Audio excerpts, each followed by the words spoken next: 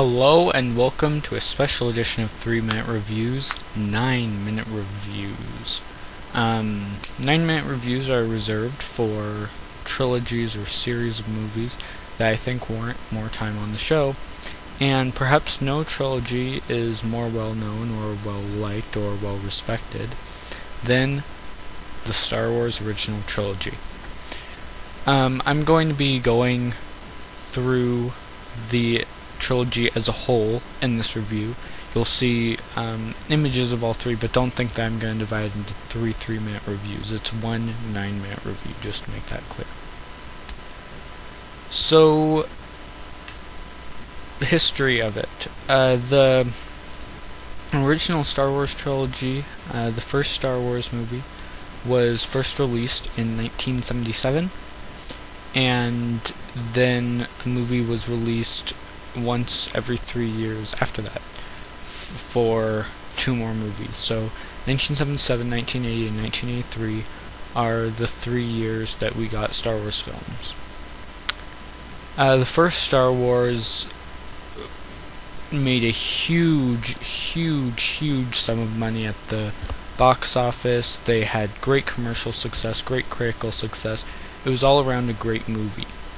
George Lucas based it on old Eastern samurai tales mixed with fairy tales, mixed with sci-fi, mixed with just good wholesome epics with this sci-fi genre that was, up until this point, always dystopian and moody and more kind of darker, instead of being more of a fun kind of genre to escape into.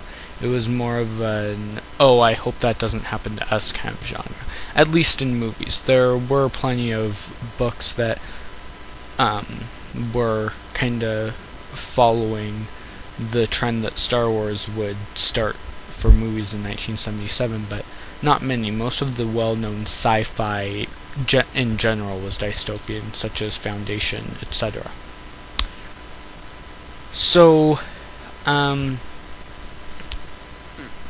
there's really not much more I can say about the history, besides that the rest is history, because these movies have been accepted into pop culture and are arguably one of the most, or it's one of the biggest pop culture phenomena of the 20th century. So what are my personal thoughts about the trilogy? Well, actually, before I get into my personal thoughts, how about we talk about The Empire Strikes Back, since it just came out. In 1980, The Empire Strikes Back was released, and it was generally considered to be a better movie than the original Star Wars critically, and it was a bigger commercial success. This was one of the few sequels, besides such movies as Terminator 2, that was truly better than the original. And the original was fantastic.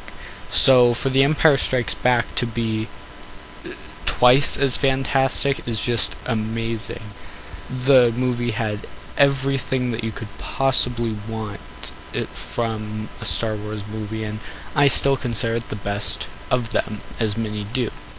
We're introduced to Yoda, we're introduced to the ice planet Hoth, if only for the opening sequence, which truthfully isn't really a sequence so much as a whole compilation of scenes, but you know what I mean. We're shown just so much, and this was the only Star Wars movie of the original trilogy that didn't have some Death Star being destroyed, and I kind of like that, because then it makes it where it's more of a kind of battle between two forces instead of one force coming in and attacking the other, if that makes any sense. That's just something that I personally enjoy about it, that really doesn't detract anything from the other two. And then, of course, we have Cloud City, Lando Calrissian, and the big surprise in Cloud City.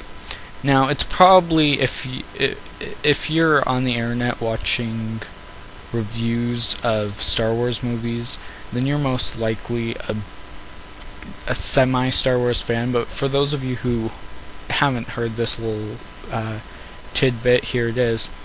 When David Prowse was originally, he was the actor who was in the suit, not the voice of Darth Vader.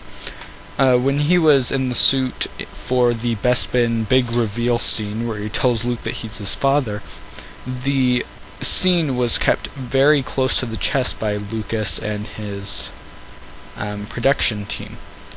The only actor who knew was Mark Hamill, and he was taken aside maybe a couple minutes before the scene started to be told, okay, react as if he's saying that he is your father. He's going to be saying something else, but just ignore that and act as you would.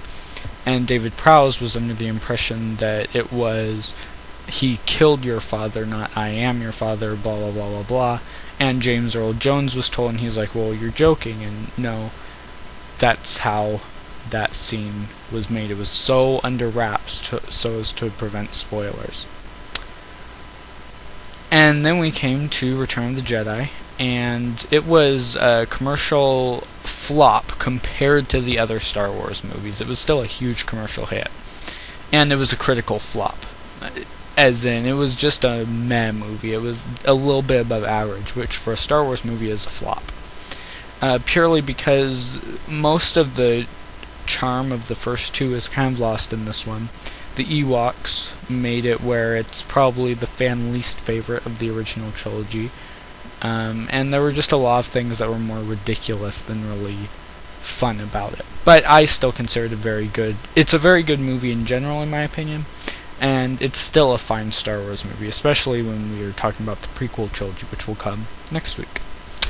So, now that I've burned through 7 of my 9 minutes, what are my personal thoughts about Star Wars? I don't think that Star Wars will ever go away, as long as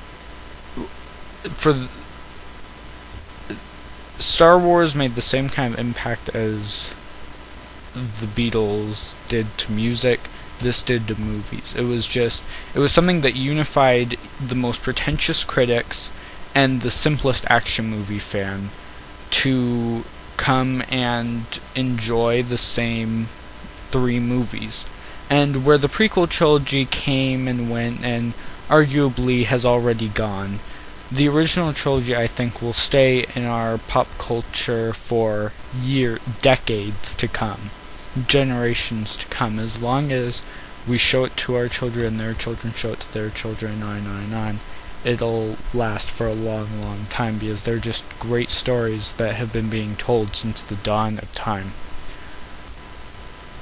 So, yeah, that's generally what I think of it. If in order, I would put it probably 5, 4, 6, or 2, 1, 3 for you purists who don't believe in the prequel trilogy. And a favorite character would be Darth Vader, Luke Skywalker, Han Solo, in that order. Or no, I take that back. C-3PO, Darth Vader, Luke Skywalker, in that order.